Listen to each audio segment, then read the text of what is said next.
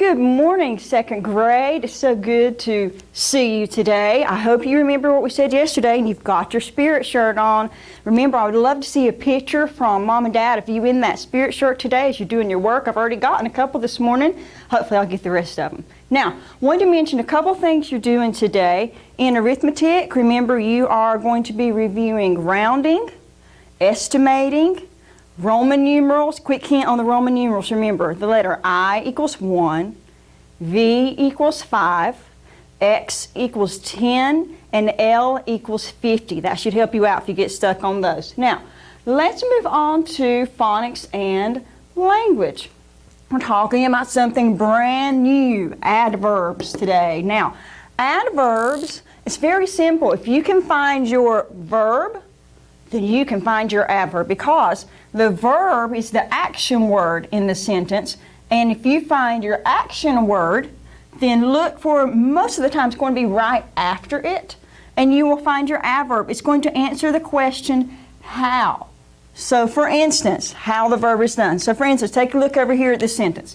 The beaver swam quietly. Beaver, we've already recognized subject and verbs. We know beaver is who or what the sentence is about. Swam will be our verb, so that is our action word. And then we say to ourselves, well, how did the beaver swim? Well, it swam quietly, so therefore quietly would be an adverb describing swam. Now, I'm going to give you some other examples. You could say, let's see, you could say, he clapped loudly, right? Or you could say, she clapped quietly. Those are both examples, loudly and quietly, are both examples of adverbs that describe how the verb was done. Another little hint about adverbs, they almost always, not every single time, but almost always end in a special little suffix.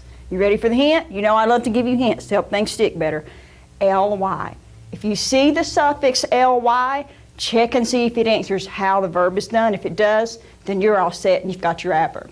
So that'll help you out with that. One other quick thing I wanted to mention. Do you remember our caterpillar? I told you that I was going to keep you updated on those.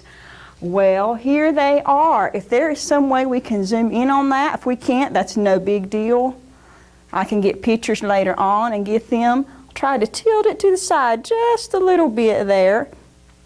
Now here are their names.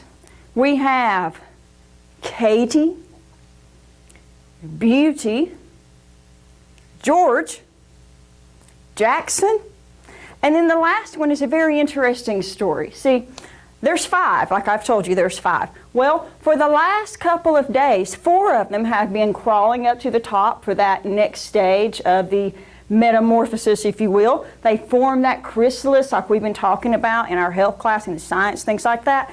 But there was one caterpillar that did not.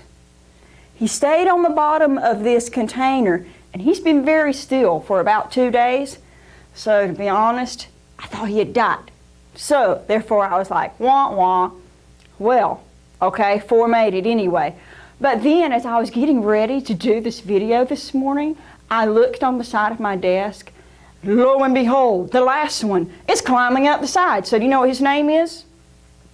Lazarus, because he's come back from the dead.